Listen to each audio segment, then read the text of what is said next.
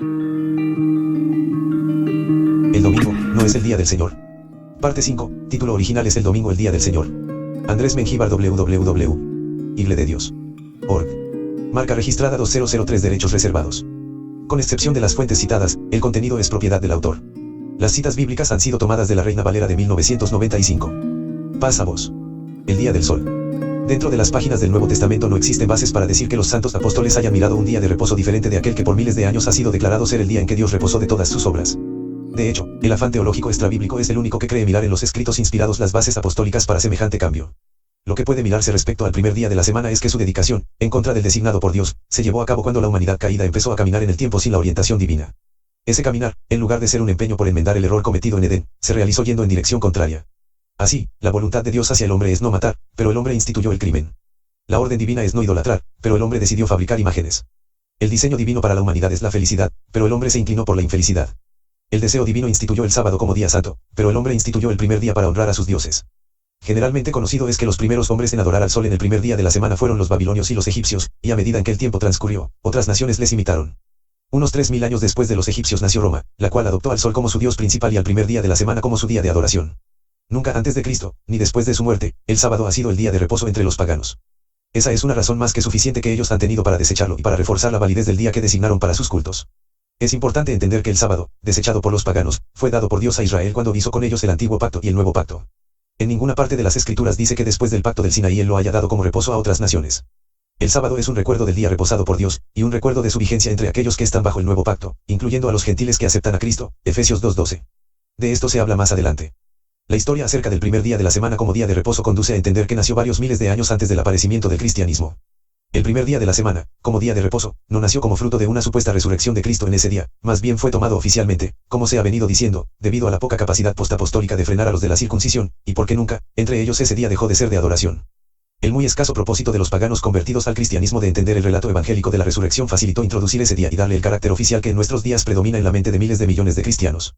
Además, otro de los factores sumamente poderoso para la adopción del primer día de la semana, fue el dominio romano. Desde mucho antes de la venida del Salvador a la tierra, Roma era la dueña del mundo, por lo tanto, imponía su sistema religioso.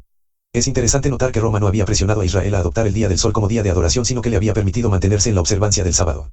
Las cosas seguramente no habrían cambiado si Israel hubiera permanecido aceptando al imperio como gobernante, pero las cosas no fueron de esa manera. Israel, siempre rebelde, deseaba no solo libertad para obedecer la ley sino libertad total como la había tenido en el tiempo de algunos de sus reyes. Roma lo sabía, pero los toleraba, incluso les puso reyes que no les impedían el libre ejercicio de su fe. Pero las cosas iban a cambiar. Esa libertad iba a desaparecer dentro de pocos años. El momento vino cuando Israel hizo su último intento liberador, el cual por cierto fracasó ocasionando terribles resultados. La gran insurrección civil llevada a cabo en el año 70 de nuestra era fue severamente castigada por el imperio, cuyo castigo incluyó el incendio del templo y de la ciudad, asimismo incluyó la deportación de cientos de miles de judíos a otras tierras. Fue debido a ese incidente que la adoración al estilo israelita empezó a ser mirada con recelo. A partir de ese entonces Roma demandaría más obediencia de sus súbditos, cuyas demandas indudablemente favorecieron la introducción en la Iglesia de Dios del descanso en el venerable día del sol. La intolerancia romana hacia los rebeldes israelitas, más la insistencia de ellos a forzar a los creyentes israelitas a revalidar la circuncisión, y a los gentiles a introducirlos a ese campo, fueron decisivos para que el milenario día del sol fuese mantenido por algunos líderes cristianos como su día de adoración. Notoriamente, los líderes cristianos contrajudaizantes son más conocidos que el resto de líderes cristianos que aun a pesar del cambio que se estaba realizando, continuaron sosteniendo el sábado como el genuino día de adoración. Los no mencionados, por cierto, sumaban decenas de líderes y, seguramente, miles eran los creyentes, pero de ellos muy poco se dice, vagamente son mencionados como cristianos que guardaban el sábado. Tertuliano, aprox. 150 d. C. El sol y la dedicación del primer día de la semana para adorarlo no eran desconocidos para la iglesia de los siglos siguientes a la muerte de los apóstoles y de sus sucesores inmediatos. Lamentablemente, la verdad respecto a eso permanece en las sombras, oculta para no revelar la situación predominante en muchas las iglesias gentiles. Esa verdad es la relacionada a sus creencias idólatras. Aun siendo cristianos ellos en realidad continuaban viviendo en sus prácticas paganas. Esa fue la causa principal por la cual algunos padres de la iglesia, Orígenes y Atanasio entre ellos, dedican sendas porciones de su literatura a combatir la participación pagana en las iglesias. La cristianización llevada a cabo entre las naciones, con lo cual las masas paganas fueron introducidas al seno de la iglesia, repercutió negativamente. Es decir, vino a convertirse en paganización de los cristianos sencillamente porque la masa pagana no abandonó sus creencias ni sus costumbres referente a los ídolos sino que las trajo a la iglesia. Todo el trabajo realizado por los grandes apóstoles misioneros y por sus sucesores inmediatos fue desperdiciado en gran parte por la mentalidad que modificó el mensaje original mediante la introducción de un conjunto de creencias totalmente extrañas, despojadas del trasfondo escritural. Entretanto, aquellos pioneros trabajaron por limpiar a los paganos de sus idolatrías y por evitar una iglesia dependiente del sistema ritual justificativo israelita. La cristianización masiva del mundo romano revirtió el propósito porque los líderes en turno no tuvieron la misma visión de los pioneros, porque no solo combatieron las pretensiones judaizantes sino también a las leyes universales de Dios. Al haber obrado de esa manera dejaron libre el camino para que los paganos aceptaran el cristianismo sin abandonar sus creencias ancestrales, creencias que por cierto están prohibidas por la ley de Dios. Las doctrinas enseñadas por los apóstoles no fueron vistas desde el punto de vista israelita cristiano como en el siglo I, sino desde el punto de vista pagano cristiano. Una prueba de eso lo constituyen las palabras de Tertuliano, quien en sus escritos refleja cierta desilusión al ver a los paganos cristianizados experimentando mistura de creencias. He aquí un ejemplo al respecto. Para nosotros, para quienes los sábados y los festivales de lunas nuevas otrora amados por Dios son extraños, la Saturnalia y Año Nuevo, los festivales de medio invierno y matronalia están frecuentemente presentes. El intercambio de regalos de Año Nuevo acompañan vuestros deliciosos y especiales banquetes. O mejor, la fidelidad de las naciones a sus sectas, que no toman las solemnidades cristianas para sí mismos, tampoco al Día del Señor, ni el Pentecostés. Aun si ellos las conocieran no compartirían con nosotros pues temen parecer cristianos. Sin embargo, nosotros no tememos ser como los paganos. Si hay alguna satisfacción que se le pueda dar a la carne, tú se la das. Yo no hablaría acerca de tus propios días festivos. Pues entre los paganos cada día festivo ocurre solo una vez al año, en cambio para ustedes los días festivos ocurren cada octavo día. Reúne cada solemnidad de las naciones, aun poniéndolas juntas no podrán compararse con el Pentecostés. Tertuliano. Sobre la idolatría. Capítulo 14. Adviértese en la lectura de estas líneas que los cristianos, no israelitas, por cierto, no practicaban ninguna de las fiestas dadas por Dios a los israelitas, tampoco observaban los sábados, los cuales incluían al séptimo día de la semana. Pero si bien es cierto que no observaban ninguna festividad del calendario israelita, sí observaban las festividades paganas. El hecho de que festividades tales como la Saturnalia y Año Nuevo, los festivales de medio invierno y matronalia están frecuentemente presentes claramente dice que los paganos cristianizados en realidad continuaban en sus mismas prácticas ancestrales. Así, el foco principal de Tertuliano está dedicado a mostrar intolerancia hacia las prácticas paganas de la Iglesia, prácticas que en realidad lo que hacen es mostrar cuál era la verdadera fe de ellos. Se supone que el propósito de los cristianizantes era convertir paganos al cristianismo despojándolos de sus costumbres, pero los resultados muestran que ese esfuerzo no dio los resultados esperados. La Iglesia que se creía cristiana en realidad no había abandonado los festivales paganos sino que continuaba en ellos. Tertuliano les dice: sin embargo, nosotros no tememos ser como los paganos.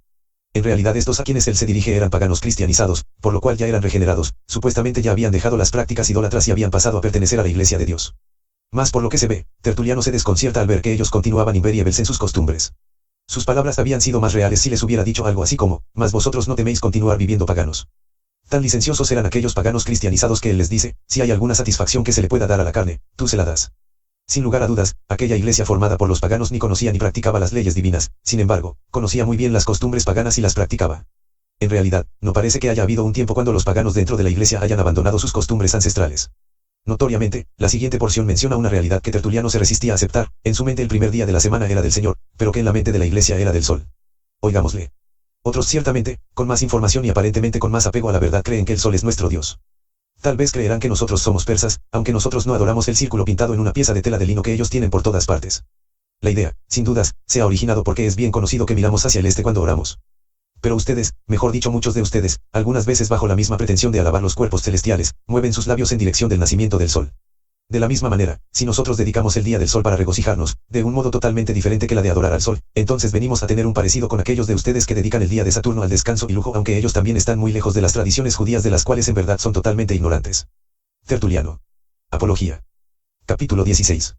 De acuerdo a estas palabras, los paganos continuaban invariables, creyendo firmemente que el sol era el centro principal de adoración universal. El hecho que Tertuliano y otros lo hubieran tomado para dedicarlo a la adoración del Señor de ninguna manera cambiaba su significado. Por eso, cuando los paganos no cristianizados miraban a los paganos cristianos celebrando el primer día de la semana, inmediatamente concluían que era el sol al cual adoraban.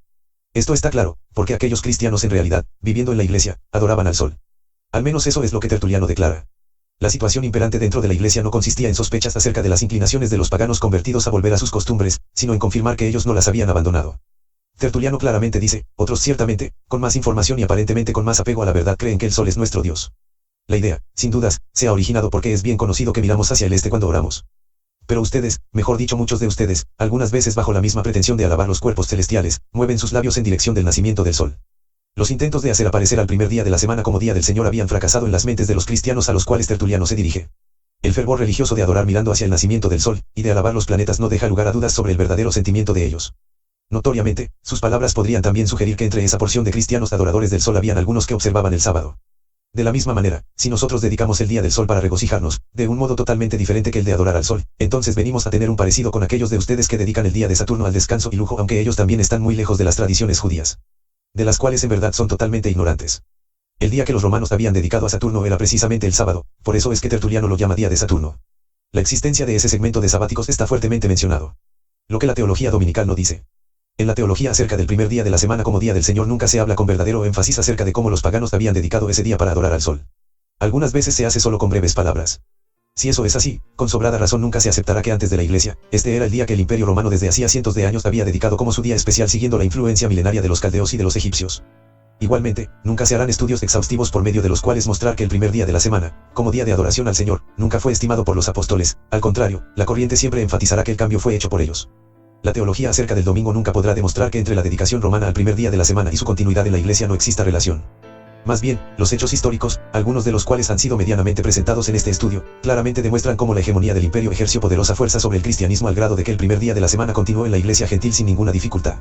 Así, el día fue tomado por los obispos de la Iglesia no porque ellos lo hayan establecido como novedoso sino sencillamente porque ya era tenido como el preferido por los paganos que fueron cristianizados. El cristianismo postapostólico ni inventó un nuevo día de adoración, ni mucho menos siguió el ejemplo del divino maestro ni de sus apóstoles. Más bien tomó el primer día porque ese había sido siempre su día de adoración. Obsérvese que Justino Mártir, en su apología, habla del día del sol en exacta concordancia con el imperio, y con beneplácito lo pondera en complacencia del emperador que le había demandado razón de su sujeción. Seguramente la teología nunca explicará que para introducirlo como santo en algunas iglesias hubo necesidad de usar argumentos en los cuales la palabra de Dios fue tomada arbitrariamente como ya han sido citados en páginas anteriores. Es obvio que si ese día hubiera sido conocido por los santos apóstoles y por sus colaboradores, no habría habido necesidad alguna de enfatizarlo en la iglesia postapostólica, empero siendo totalmente desconocido como el elegido por Cristo fue necesario hacerle bastante propaganda. Recuérdese que en los obispos escritores del siglo II se mira énfasis denodado al día romano debido a varios factores de peso entre los cuales estaba la orden del imperio a reposarlo. Habría sido un desafío episcopal de las iglesias gentiles contra el Roma haber tenido al sábado como día de reposo en lugar del día del sol. Los argumentos patrísticos que presentan bastantes iglesias gentiles como guardadoras del primer día de la semana no son base para decir que ese día fue observado desde tiempos apostólicos. El primer día de la semana, como día de adoración, está totalmente ausente del Nuevo Testamento. La historia acerca de cómo fue cambiado el sábado judío por el primer día de la semana es bastante amplia, muy difícil de ser comentada en pocas palabras como este estudio. Con todo, sea este pequeño estudio una herramienta para explorar más a fondo las razones por las cuales el sábado fue rechazado, día del cual nuestro divino Señor, en su palabra, continúa diciendo que Él es Señor.